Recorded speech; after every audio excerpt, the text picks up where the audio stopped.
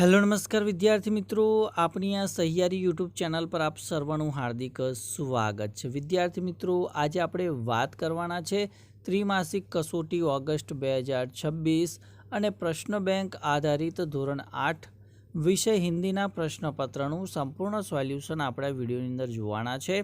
તો આ વિડીયોને અંત સુધી જોવાનું ભૂલતા નહીં। ચેનલ ઉપર પ્રથમ વખત આવેલા હો તો ચેનલને સબસ્ક્રાઇબ કરી દેજો અને બાજુમાં આપેલ બેલને પ્રેસ કરી દેજો, જેથી આવનાર તમામે તમામ નવા વિડીયોની નોટિફિકેશન સૌપ્રથમ તમારા સુધી પહોંચતી રહે।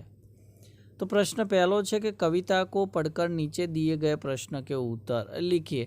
तो अहींया जे काव्य आपेलू है, काव्यने आपणे वांचवानुं छे, त्यारबाद एनी नीचे आपेला प्रश्नोना आपणे उत्तरों जोईशुं।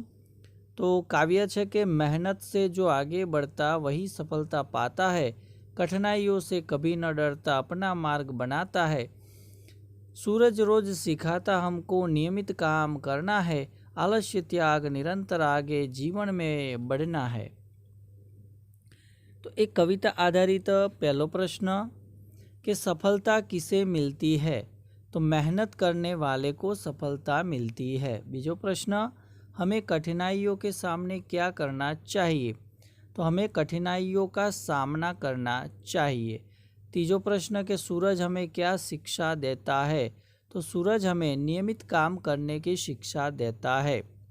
चौथो प्रश्न कि हमें किसका त्याग करना चाहिए? तो हमें आलस्य का त्याग करना चाहिए। प्रश्न 5, कविता का मुख्य संदेश क्या है? तो कविता का मुख्य संदेश है कि हमें परिश्रम, साहस और नियमितता से आगे बढ़ना चाहिए। त्यारबाद प्रश्न 2 के निम्नलिखित परिच्छेद को पढ़कर पूछे गए प्रश्न के उत्तर लिखिए। अहींया जे फकरो है कि भाई पुराने ज़माने में जब मनुष्य जंगलों में रहता था तब भी वह सूचनाओं का आदान प्रदान और संचार करता था। तब संचार का माध्यम उसके मुंह से निकली विभिन्न प्रकार की आवाज़ें हुआ करती थी। आज भी कुछ आदिवासी कबीलों में ढोल पीट पीट कर या विशेष प्रकार की आवाज़ें निकालकर सूचनाएं एक स्थान से दूसरे स्थान तक पहुंचाई जाती है। जंगल के जीव जंतु भी अपनी आवाज़ों के जरिए एक दूसरे तक अपना संदेश पहुंचाते हैं। धीरे धीरे भाषा और शब्दों का विकास हुआ और कबूतरों के माध्यम से भी संदेश भेजे जाने लगे। तो एक फकरा आधारित प्रश्न पहलो कि पुराने ज़माने में संचार का माध्यम क्या था? तो विभिन्न प्रकार की आवाज़ें संचार का माध्यम थी। बीजो प्रश्न, आदिवासी कबीलों में सूचनाएं कैसे पहुंचाई जाती है? तो ढोल पीटकर या विशेष प्रकार की आवाज़ें निकालकर सूचनाएं पहुंचाई जाती है। तीजो प्रश्न के जंगल के जीव जंतु संदेश कैसे पहुंचाते हैं? तो वे अपनी आवाज़ों के जरिए संदेश पहुंचाते हैं। चौथा प्रश्न, भाषा और शब्दों के विकास के बाद किसके माध्यम से संदेश भेजे जाने लगे? तो कबूतरों के माध्यम से संदेश भेजे जाने लगे। पांचवा प्रश्न के संचार का अर्थ क्या है? तो एक व्यक्ति से दूसरे व्यक्ति तक सूचना या संदेश पहुंचाना संचार कहलाता है। प्रश्न नंबर 3 कि सही विकल्प के सामने सही का निशान कीजिए। पहलू है कि तेरी है जमी तेरा आसमान, काव्य में जमी के मालिक कौन है? तो आवश्य ईश्वर। बीजू है ईदगाह कहानी से क्या बोध मिलता है? तो जवाब आवश्य त्याग। न्यूरोसर्जन किसे कहते हैं? तो जवाब आवश्य मस्तिष्क की सर्जरी करने वाले चिकित्सक को। प्रश्न 4 कि सुनीता को अंतरिक्ष परी बनने की प्रेरणा किससे मिली? तो ये आवश्य कल्पना चावला। पांचवों के जीवनी साहित्य किसके जीवन पर आधारित होता है? तो जवाब आवश्य दूसरे के जीवन पर। छठू है कि विजय का समानार्थी शब्द? तो जवाब आवश्य जीत। नेकी का विलोम शब्द? तो यह आवश्य बदी। आठवां प्रश्न, शक्ति का विलोम शब्द? तो यह आवश्य अशक्ति। आँख का बहुवचन क्या है? तो जवाब आवश्य आँखें। 10वां, कहानी का बहुवचन क्या है? तो यह आवश्य कहानियाँ। प्रश्न 4 के निम्नलिखित प्रश्न के उत्तर एक वाक्य में लिखिए। पहला प्रश्न, हामिद से हमें क्या सीखना चाहिए?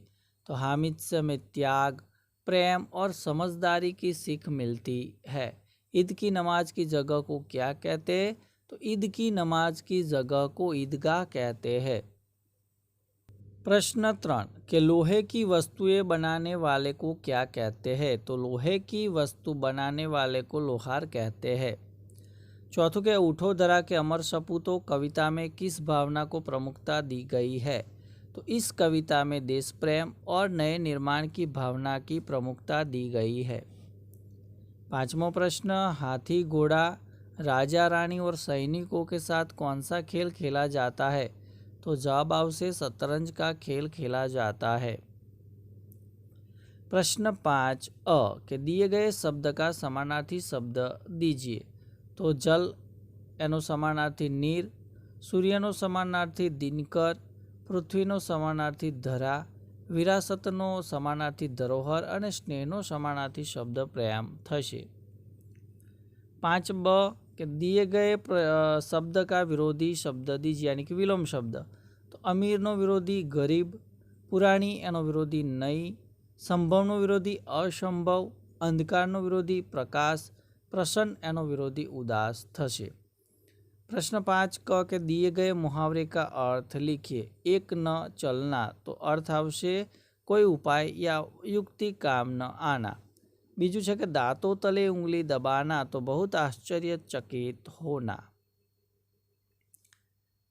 ड है कि दिए गए शब्द का लिंग परिवर्तन कीजिए। तो नायक तो नायिका, सेवक तो सेविका, देव तो देवी, सम्राट तो सम्राज्ञी, विधाता तो विधात्री थशे।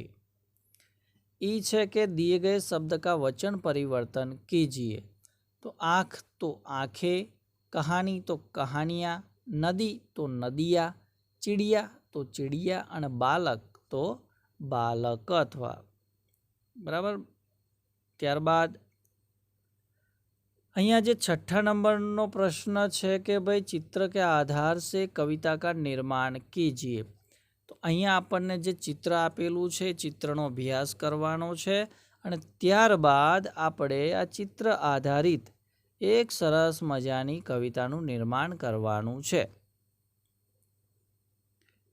तो चित्र जोई लीधुं हशे, त्यारबाद आपणे कवितानु निर्माण करीए। तो रंग बिरंगे फूल खिले हैं, चारों ओर सुगंध मिली है, तितली फूलों पर मंडराती, मधुर गीत चिड़िया है गाती, हरियाली से धरती प्यारी, प्रकृति लगती सबसे न्यारी। तो विद्यार्थी मित्रों चित्रनी अंदर तमे जोई शको छो कि अलग अलग रंगना जे फूल छे फूल अहींया खिलेला आपने जोवा मळे छे अने चारे बाजू आ फूलोनी सुगंध फैलायेली छे। बीजी फूलों पर जे पतंगियाओ छे ए पतंगियाओ अहींया फरी रह्या छे अने जे पक्षीओ छे ए पक्षीओ अहींया मधुर स्वरनी अंदर गीतो गाई रह्या छे अने चारों तरफ एटले के चारे बाजू लीलोतरी आपने जोवा मळे छे। तो विद्यार्थी मित्रों आ हतुं धोरण 8 विषय हिंदी त्रिमासिक परीक्षा प्रश्न बैंक आधारित प्रश्नपत्रનું संपूर्ण सोल्यूशन। तो विडियो तमने चौक्कसथी गम्यो ज हशे तो विडियो ने भाई लाइक करी देजो, शेर करी देजो और चेनल पर प्रथम वखत आवेला हो तो चेनल ने सब्सक्राइब करी देजो। थैंक यू, आभार।